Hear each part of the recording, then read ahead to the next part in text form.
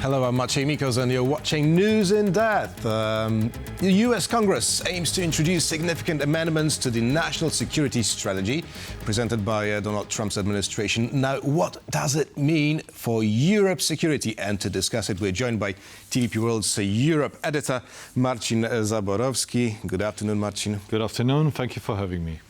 So, what do these amendments approved by Congress, amendments to the national security strategy, what do they actually mean for Europe? Because there's been, I would call it even a panic over the last few days. Well, so these are two very different documents. So on one hand, we have a national security strategy, which is documented really in public diplomacy, one might say, for public consumption and without an immediate policy effect, published by the White House. And on the other hand, what we have in the Congress is the National Defense Authorization Act, which is basically a very detailed document which is devising facts and figures, and which is attributing figures to a particular expense. So the issue is that there is a bit of a discrepancy between the two. I see. Now, is it obligatory for Donald Trump to sign the document prepared by US Congress? No. If anything, it's the other way around. So if Donald Trump wants to spend some money, he must have a defense, he must have a Congress's approval for that. So what it is that he published a document in which a lot of people in Europe saw it as a beginning of divorce with Europe, really. Like Donald Trump saying that Europeans have to take care of themselves, that their values are divergent, that there are civilizational differences. Precisely, because there was a strong justification for the reduction of U.S. troops in Europe and so on, right? Because of migration. And well, one of the points that he also made there is that the U.S. should be supporting parties which are. He didn't say it explicitly, but one could read the parties which are Eurosceptic. Parties which want to return Europe to its natural roots, so to speak. So, and then we have a U.S. Congress approving the bill for the appropriation of funds for defense, in which the Congress is actually allocating more money than the administration has asked for the U.S. presence in Europe. So that's kind of unheard of, that you as a president, you are asking for a certain amount of money and usually the Congress gives you less. This time is the other way around. So he asked for some allocations, for some appropriations, and the Congress is giving him more and is saying this money needs to go towards the defense of Europe. And also is saying that if the administration thinks about like withdrawing, pulling out some troops from Europe, we would put brakes on it. So Congress would need to be notified. The number of troops in Europe should not go below a certain level, which is not that different from current level. The money towards the Baltic Defense Initiative to contribute to the military aid in the Baltic states is ramped up. So there will be more money going towards the Baltics than the administration didn't ask for any, really. Administration wanted to stop funding of the U.S. presence in the Baltic states, and the Congress is saying, no, we have to stay there, and this is the money for this. I see. Now, how many U.S. troops are there nowadays in Europe? Because according to 2024 data, it was around 100,000, while this congressional document speaks of 76,000. Yeah. Currently, it's around 84,000, because a lot of troops have already left. They were, for example, troops which were in Poland overseeing the the hub in Rzeszów have been replaced by European troops. That was a decision already taken by the Biden administration, by the way. So there has been a lot of rotation, I mean, related to the delivery of military aid to Ukraine. So currently we have between 80 to 84,000. So actually making a special provision for a situation in which the troops would fall below 76,000, that means that they should stay as they are in many respects. Why do you think this threshold has been established at 76,000? Because I guess that's the bare minimum for the US troops to be a true repellent for, well, most probably for Russia, right? I think that, you know, I'm not really an expert on logistics and this kind of thing, but I think this is probably very close to an absolute number of US troops which are committed to Europe at this point in time. Oh, I see. What goes on the top of that is, you know, the maintenance personnel, the administration, all this kind of thing, yeah? But I think what we have currently in Europe, like pure defense force, it's around those numbers, yeah? Or it's not very far off. Right. Now, Marcin, you said that Donald Trump is looking to promote the governments that are quite Eurosceptical. Now, I'm wondering whether his ambition is not to dismantle the EU as a whole. We have a quote from the German Chancellor, Friedrich Merz. Let's give it a listen. In my discussions with the Americans, I say, America first is fine, but America alone cannot be in your interest. You also need partners in the world, and one of those partners can be Europe. And if you can't get along with Europe, then at least make Germany your partner. If you can't get along with Europe, then at least make Germany your partner. Now, this is a new narrative, right? It used to be we, the Europeans. Now it's we, the Germans. Well, personally, I didn't read much into that. I think that, you know, that Merz is saying, you know, work with Europe. If that's something which is too difficult for you, at least work with us and work with the others, work with individual states, yeah? And so I think that it's what Merz is trying to say, really, America needs partners.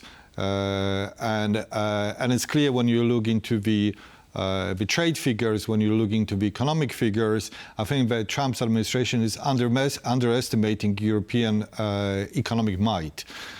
Because still Europe is, as such, the European Union is America's biggest investor and economic partner by far. I see.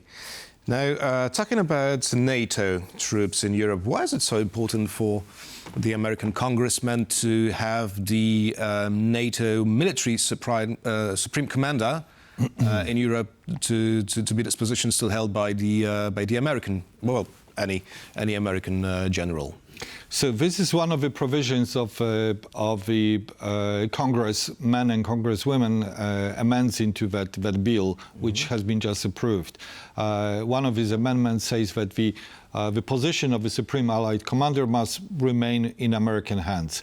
This is how it has always been, since the very foundation of the alliance. By the way, the first Allied Supreme Commander was Eisenhower, who went on to become the U.S. president for two terms. So it's a powerful position, and many would say that actually is far more important in NATO than a Secretary General. Secretary General is a political position. It's usually held by a European. I think it's probably always held by a European. Yes. But the real thing that NATO is really about military contribution, right? And that the fact that it's the American which holds this position basically commits the US to the defense of Europe. And recently the administration... Precisely because that would facilitate the Americans to wash their hands, right? If they were able to say that this is not our army anymore, right? That someone else is commanding it, not us. Totally. And so recently the Trump administration started to say that actually we don't really need this position. We don't mind if it goes to the Europeans.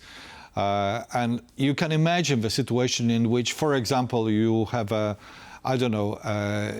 German general, for that matter, yeah? And then Supreme Commands take a decision on the operation in the Balkans, for example, yeah? And it doesn't take a decision because it's political, but it's charged with the execution of that. And then Donald Trump says, we're not going to be told by the German general where to go and how to do our things. Our army only responds to me. I see. Now, about talking about allies, we have a quote from the Secretary of Defense, Pete Hegseth, saying that modal allies that step up, like Israel, South Korea, Poland, increasingly Germany, the Baltics and others, will receive our special favor. What is Pete Hegseth talking about? Special favor? Well, also the National Security Strategy, the document that we started our discussion from, highlights the role of the so-called New Europeans. So the states in Central and Eastern Europe, which are more Atlantically minded, which spend more on defense. So it's a known U.S. tactic which dates back to George W. Bush days, when Europe was being skillfully divided by the then Defense Secretary Donald Rumsfeld into old Europe. So it's always chocolate lovers, the Germans, the Belgians, the French, yeah, and about those he spoke in derogatory terms because they oppose U.S. intervention in Iraq, and then about Poland and other countries in this part of Europe who went along with the U.S. administration, supported it in Iraq, and basically did whatever Americans told them to do. We received the title of New Europe. And we were patted on the back, and then we sent more troops with the questionable benefits for ourselves. So it's nothing new in general? It's nothing new. It's nothing. It's divide and rule. Is what it is. Now, the National Defense Authorization Act, the one prepared by U.S. Congress, envisages providing Ukraine with $400 million next year and $400 million in 2027. Now, given the fact that Donald Trump has repeatedly stated that he will not pay a single dollar to support Ukraine now that it's all in Europe's hands, right? Do you think that this can be still a bone of contention between his administration and lawmakers? Well, yes. I mean, it's extraordinary. It's really extraordinary. It's again is one of those elements when the U.S. administration, Donald Trump, is saying, I'm done with Ukraine, and if they want my help, they need to pay for it. And by the way, I agree more with Vladimir Putin. And then suddenly, Congress saying, actually, some sizable payment must continue to support Ukrainian defense effort. So Congress is defying the president here, and it's both sides of the Congress. It's not just the Democrats, because Congress, let's remind our viewers, is controlled by the Republicans. So it's the conservative Republicans who are not in agreement with the president on the issue as fundamental as support for Ukraine, which they want to continue. Right, Marcin. Now, only a few days ago, many commentators had this impression that Donald Trump is in fact abandoning Europe, that the US wants to absolutely withdraw from Europe, and that pretty soon what awaits Europe is a potential conflict, military conflict with Russia. So what do we know? So what do we know now, after having learned of the National Defense Authorization Act? Well, these are, as I said at the beginning, very different documents. Donald Trump's document is saying, I want to get along with Russia. Russia can be my potential partner.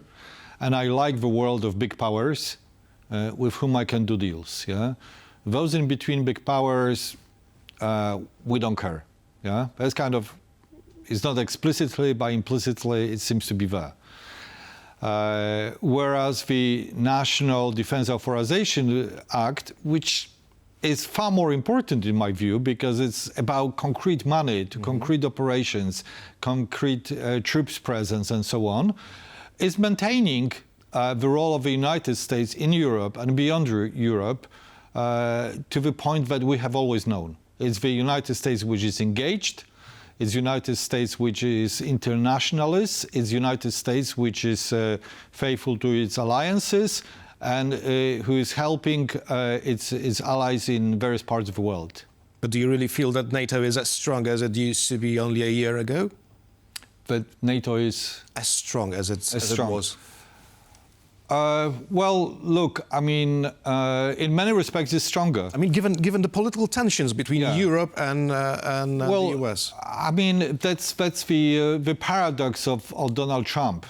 So, on one hand, Donald Trump is, talking down NATO, and Donald Trump is questioning NATO's continuing utility. At the same time, he's telling the Europeans, if you don't take care of yourself, then we walk, which results in what? In Europeans massively ramping up their defense spending and changing their defense posture, and actually leading to the emergence of a force which has not been never as strong since the end of the Cold War. Mm-hmm. Even look at this country, on Poland. We now currently spend almost 5% of GDP on defense. We are on shopping spree. We're buying even submarines now, not to mention aircrafts, the armed vehicles, tanks, and all over, and many other equipment. The others are not doing that to the same extent as Poland, but everybody is increasing their defense spending. So actually, Donald Trump's talk helped to revitalize what's important about NATO, which is its actual military might. Sure, now Europe can spend more because it clearly has more money than Ukraine, right, which is very much cornered. Now I'm wondering how is the publication of the National Defense Authorization Act affecting the diplomatic talks over the war in Ukraine? The Ukrainian press is surprised and happy with the fact that some money was allocated. It's probably not an amount of money which is actually making a huge strategic difference to the battlefield, but they were told there will be no money, that there will be it. And here you have a Congress which, as I said, maintains the same line that the former administrations did, with respect to the US presence in Europe and continuing support for Ukraine. So $400 million US over the period of 2 years is 800 million. It's not negligible amount of money, but then at the same time it's also not a huge amount of money that should make a material difference now and then. But symbolically, it's very, very important. And hopefully, not only symbolically, maybe it will translate into something bigger. TVP World's editor Marcin Zaborowski was our guest today. Thank you very much, Marcin, and thank you for watching, and stay with us for more interviews here on TVP World.